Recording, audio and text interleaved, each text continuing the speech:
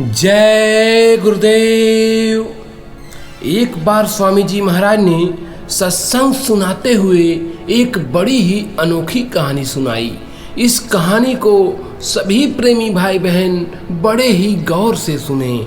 जय गुरुदेव। एक नगर में एक बड़ा धनवान बनिया रहता था। वह धन के संग्रह करने में तो बड़ा चतुर था, परंतु परमात्मा का ध्यान भजन कभी नहीं करता था, न कभी दान पुण्य करता था। उसकी स्त्री बड़ी समझदार और ईश्वर भक्त थी।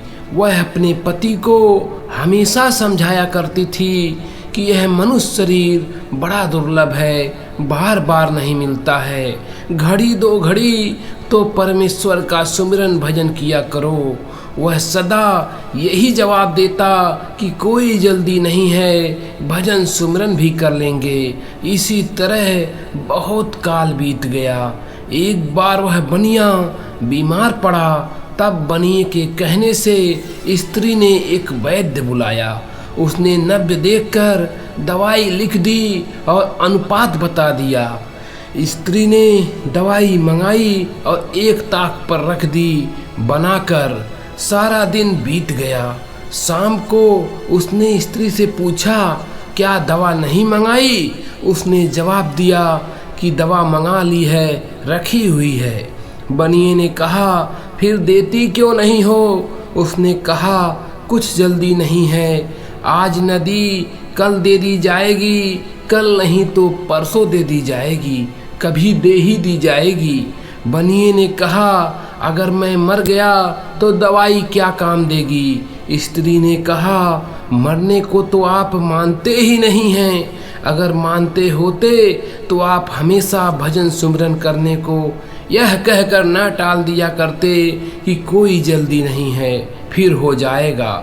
मरना याद होता तो ऐसा कभी न कहते, क्योंकि क्या इस बात का कोई गारंटी ले सकता है कि आज शरीर है कल भी रहेगा?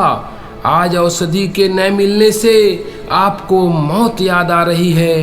अगर वर्तमान दुख औषधि के बिना दूर नहीं होता है तो भजन सुमिरन की भी इसी जन्म में ज़रूरत है, क्योंकि यह हमारी आत्मा की खुराक है। क्या मालूम पशु आदि की योनि मिली तो फिर भजन सुमिरन हो ही नहीं सकता। स्त्री के उपदेश से बनिए को वैराग्य हुआ और वह भजन सुमिरन में लग गया। स्त्री ने औषधि पिला दी, वह अच्छा भी हो गया और फिर वह अपनी शेष उम्र में बराबर भजन सुमिरन ध्यान आदि करता रहा। नतीजा यह है कि धर्मात्मा के संग से वृत्ति बदल जाती है, वैराग्य भी पैदा होता है, जो कल्याण का कारण है।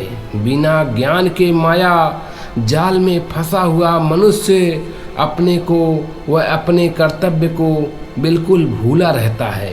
इस दुर्लभ कर्म योनि को गंवाकर 84 लाख भोग योनियों में भ्रमण करता है। जय गुरुदेव।